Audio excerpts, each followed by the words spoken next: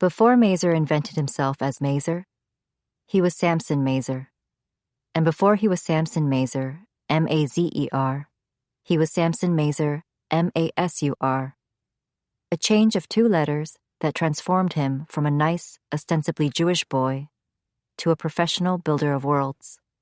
And for most of his youth, he was Sam, S-A-M, on the Hall of Fame of his grandfather's Donkey Kong machine.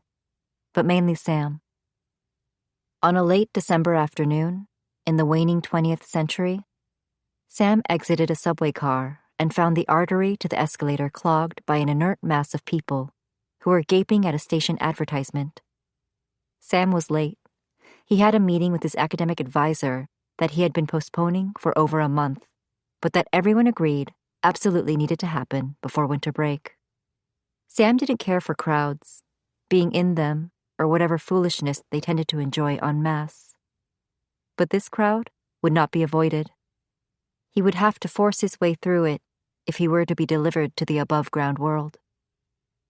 Sam wore an elephantine navy wool peacoat that he had inherited from his roommate Marks, who had bought it freshman year from the Army-Navy surplus store in town. Marks had left it moldering in its plastic shopping bag just short of an entire semester before Sam asked if he might borrow it. That winter had been unrelenting, and it was an April nor'easter. April, what madness, these Massachusetts winters, that finally wore Sam's pride down enough to ask Marks for the forgotten coat. Sam pretended that he liked the style of it, and Marks said that Sam might as well take it, which is what Sam knew he would say. Like most things purchased from the Army-Navy surplus store, the coat emanated mold, dust, and the perspiration of dead boys. And Sam tried not to speculate why the garment had been surplused. But the coat was far warmer than the windbreaker he had brought from California his freshman year. He also believed that the large coat worked to conceal his size. The coat, its ridiculous scale, only made him look smaller and more childlike. That is to say, Sam Mazer, at age 21, did not have a build for pushing and shoving. And so, as much as possible, he weaved through the crowd, feeling somewhat like the doomed amphibian from the video game Frogger. He found himself uttering a series of excuse-me's that he did not mean.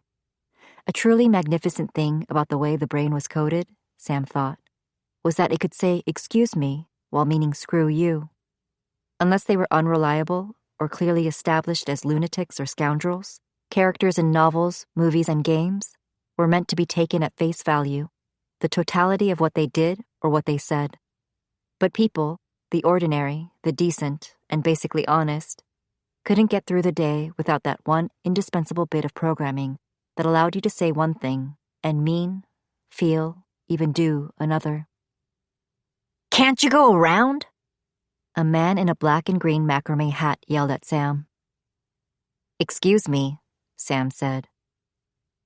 "Damn it, I almost had it," a woman with a baby in a sling muttered as Sam passed in front of her. "Excuse me," Sam said. Occasionally, someone would hastily leave, creating gaps in the crowd. The gaps should have been opportunities of escape for Sam, but somehow they immediately filled with new humans, hungry for diversion. He was nearly to the subway's escalator when he turned back to see what the crowd had been looking at. Sam could imagine reporting the congestion in the train station, and Mark saying, "Weren't you even curious what it was? There's a world of people and things if you can manage to stop being a misanthrope for a second." Sam didn't like Marks thinking of him as a misanthrope, even if he was one, and so he turned. That was when he espied his old comrade, Sadie Green. It wasn't as if he hadn't seen her at all in the intervening years.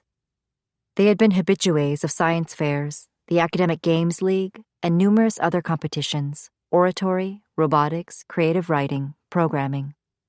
Because whether you went to a mediocre public high school in the East, Sam, or a fancy private school in the West, Sadie, the Los Angeles Smart Kid circuit was the same. They would exchange glances across a room of nerds. Sometimes she'd even smile at him, as if to corroborate their détente. And then she would be swept up in the vulturine circle of attractive smart kids that always surrounded her. Boys and girls like himself, but wealthier, whiter, and with better glasses and teeth. And he did not want to be one more ugly, nerdy person hovering around Sadie Green. Sometimes he would make a villain of her and imagine ways that she had slighted him, that time she had turned away from him, that time she had avoided his eyes. But she hadn't done those things. It would have been almost better if she had.